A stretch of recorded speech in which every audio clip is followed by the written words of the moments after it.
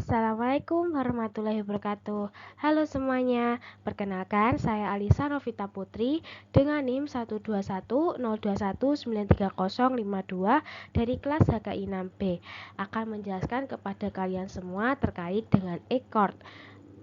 Hal ini dalam rangka ujian tengah semester mata kuliah komputer dan teknologi dengan dosen pengampu Ibu Reni Dwi Puspitasari MSy. Kita masuk kepada bagian e-court.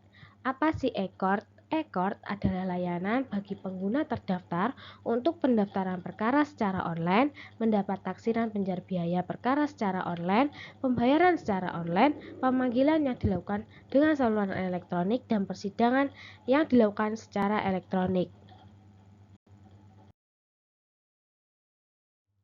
Selanjutnya, masuk kepada bagian pendaftaran perkara pengguna terdaftar bagian advokat.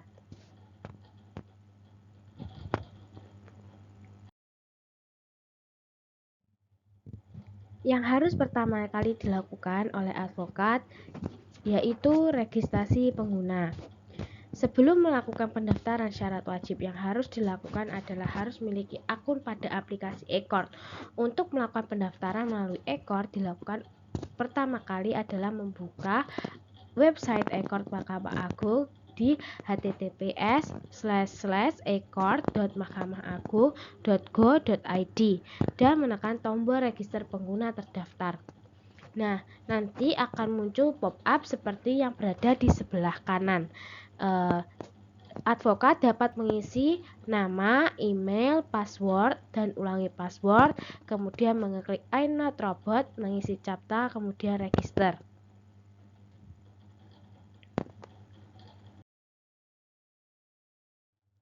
Setelah berhasil melakukan register pengguna terdaftar, setelahnya login pada halaman pertama e-court. Login dapat dilakukan dengan menekan tombol login di halaman pertama e-court.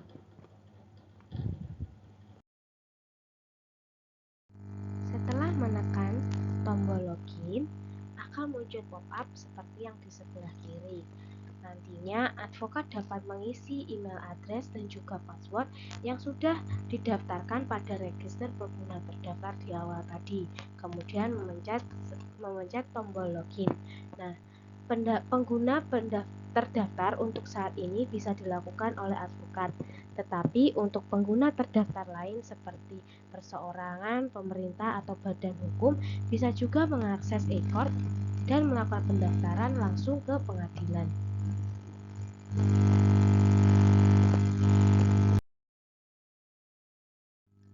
Setelah melakukan login, advokat melengkapi data advokat dengan mengisi nama lengkap, alamat kantor, telepon atau fax,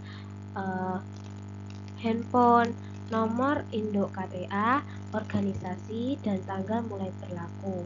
Dalam melengkapi data advokat juga harus melengkapi dengan dokumen advokat sesuai persyaratan yang telah diatur dalam Perma nomor 3 tahun 2018, yaitu KTP, berita acara sumpah, dan kartu tanda anggota atau KTA.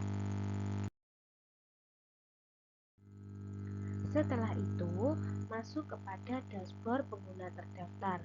Nah, pada dashboard e-court berisi tampilan yang lebih informatif dan merupakan sebuah informasi yang diberikan kepada pengguna terdaftar. Dalam dashboard tersebut terdapat beberapa kolom yang berisi informasi mengenai keadaan data perkara yang telah didaftarkan oleh pengguna terdaftar melalui e-court. Di antaranya informasi perkara gugatan, info perkara bantahan, info gugatan sederhana, dan info perkara pendaftaran permohonan. Dari semua itu memiliki info masing-masing, yaitu perkara yang berhasil, mendapatkan nomor, pendaftaran yang sudah dibayar, pendaftaran belum dibayar, dan total dari keseluruhan perkara, sehingga bisa dijadikan pengingat untuk pengguna terdaftar tentang perkara yang telah didaftarkan. Selanjutnya, kita akan masuk kepada bagian pendaftaran perkara. Nah, yang pertama yang harus dilakukan yaitu memilih pengadilan. Pengguna terpilih atau advokat memilih menu dari pendaftaran perkara dan memilih sesuai dengan kebutuhan jenis perkara, yaitu gugatan online, bantahan online, gugatan sederhana online, dan permohonan online. Apabila advokat sudah milih jenis perkara yang didaftarkan, maka selanjutnya pilih tambah gugatan. Kemudian ketika pengguna ingin menambahkan perkara sesuai dengan jenisnya, pengguna memilih pengadilan tujuan untuk mendaftarkan perkaranya. Setelah memilih pengadilan, kita akan memasuki mendapatkan nomor register online, namun bukan nomor perkara. Nah, pada tahapan awal setelah memilih pengadilan, pengguna terdaftar akan mendapatkan nomor register online dan barcode, akan tetapi bukan nomor perkara. Setelah memahami dan menyetujui syarat dan ketentuan dalam pendaftaran online melalui ekor, tekan tombol daftar.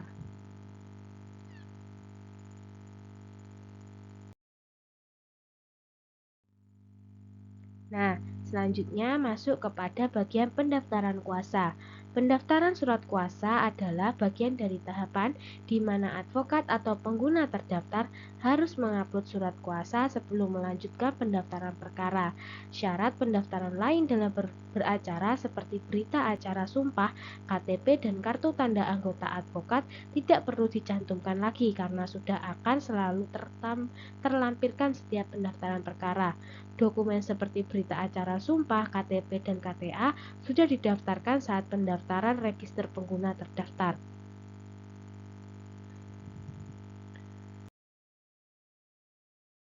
Selanjutnya yaitu mengisi data pihak. Mengisi data pihak adalah menjadi hal wajib dalam pendaftaran perkara, dan dalam pengisian data pihak ini akan mengisi alamat pihak baik penggugat, tergugat, dan turut tergugat sehingga dapat memilih lokasi provinsi, kabupaten, kecamatan dengan melengkapi data alamat, maka biaya penjar dapat ditaksirkan sesuai besaran radius masing-masing wilayah pengadilan sesuai ketetapan ketua pengadilan.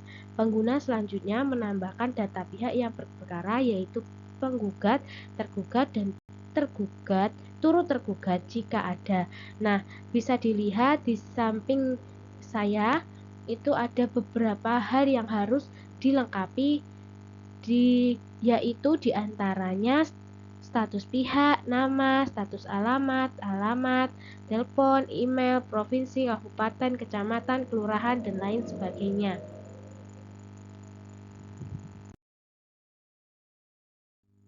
Nah, setelah itu masuk kepada upload berkas perkara gugatan.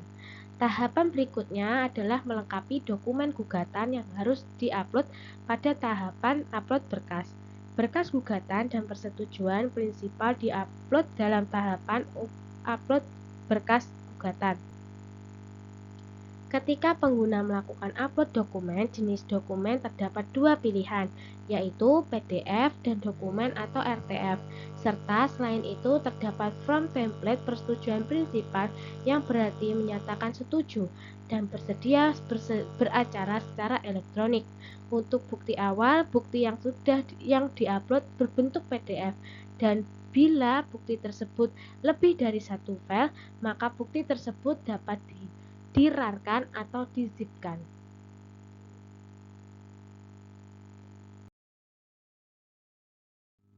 Nah, setelah itu kita masuk ke dalam proses elektronik SKUM atau ESKUM. Setelah selesai, kemudian mendapatkan taksiran penjar biaya perkara dalam bentuk elektronik SKUM atau ESKUM yang digenerate otomatis oleh sistem dengan komponen biaya penjar dan radius yang telah ditetapkan oleh ketua pengadilan. Besaran taksiran penjar biaya perkara ini sudah diperhitungkan dengan rumusan sesuai penentuan taksiran biaya penjar untuk perkara gugatan. Namun demikian apabila dalam perjalanan terdapat kekurangan, maka akan diterbitkan tagihan untuk tambahan biaya penjar, dan sebaliknya apabila biaya penjar kelebihan akan dikembalikan kepada pihak yang mendaftarkan perkara. Nah, Ini adalah bentuk ESKUM yang menyebutkan berapa jumlah penjar biaya perkara. Ketika sudah mendapatkan ESKUM, untuk melakukan pembayaran selanjutnya, user memilih tombol lanjut pembayaran. Pembayaran atau e-payment.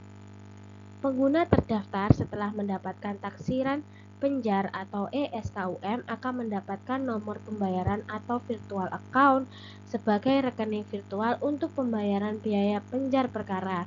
Ketika user sudah mendapatkan nomor virtual account dari perkara yang telah didaftarkan, maka pemberitahuan tersebut akan masuk ke dalam email yang didaftarkan sebelumnya. Email pemberitahuan bahwa status pendaftaran dan email tagihan dan besaran biaya penjar yang harus dibayarkan. Setelah dilakukan pembayaran, otomatis status dari pendaftaran akan sudah berubah. Untuk tahapan pendaftaran perkara sudah selesai. Berikutnya adalah pengguna terdaftar menunggu verifikasi dan validasi yang dilakukan oleh pengadilan untuk mendapatkan nomor perkara. Selanjutnya yaitu mendapatkan nomor perkara. Pengadilan baru akan mendapatkan notifikasi atau pemberitahuan di saat pendaftaran perkara sudah dilakukan pembayaran. Kemudian pengadilan akan melakukan verifikasi dan validasi dilanjutkan dengan mendaftarkan perkara di SIPP, sehingga akan otomatis mendapatkan nomor perkara dan melalui SIPP akan otomatis mengirimkan informasi pendaftaran perkara berhasil melalui e-court dan SIPP. Dengan mendapatkan nomor perkara, tahapan pendaftaran perkara online telah selesai dan menunggu pemanggilan dari pengadilan. Pendaftaran berhasil ini juga akan mendapatkan email pemberitahuan sehingga diharapkan informasinya cepat sampai kepada pengguna terdaftar. Selanjutnya yaitu mendapatkan panggilan elektronik atau e-summons. Setelah pengguna melakukan pembayaran dan mendapatkan nomor perkara yang telah didaftarkan, maka akan mendapatkan sebuah panggilan persidangan yang dikirim oleh pihak pengadilan tempat pendaftaran perkara, seperti yang ada di atas.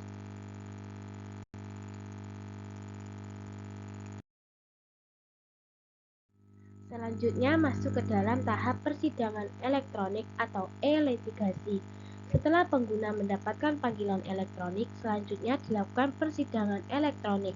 Dalam persidangan ini, pihak penggugat dan tergugat telah setuju melakukan persidangan elektronik dengan mengisi persetujuan prinsipal sudah dijelaskan sebelumnya, maka para pihak bisa melakukan sesuai dengan e-summons yang telah dikirimkan. Pada e-litigasi ini, acara persidangan secara elektronik oleh para pihak dimulai dari acara jawaban, replik, duplik, dan kesimpulan. Untuk jawaban persidangan yang telah terintegrasi dengan tundaan sidang di SIPP, dokumen dikirim setelah terdapat tundaan sidang dan ditutup sesuai jadwal sidang. Untuk mekanisme kontrol, menerima, memeriksa, dan meneruskan dari semua dokumen yang diupload para pihak dilakukan oleh majelis hakim atau hakim yang berarti ketika kedua belah pihak mengirimkan dokumen dan selama belum diverifikasi oleh majelis hakim kedua belah pihak tidak dapat melihat atau mendownload dokumen yang dikirim oleh pihak lawan. Nah, begitulah proses-proses dari penggunaan e-court. Terima kasih, mohon maaf bila ada kesalahan. Wassalamualaikum warahmatullahi wabarakatuh.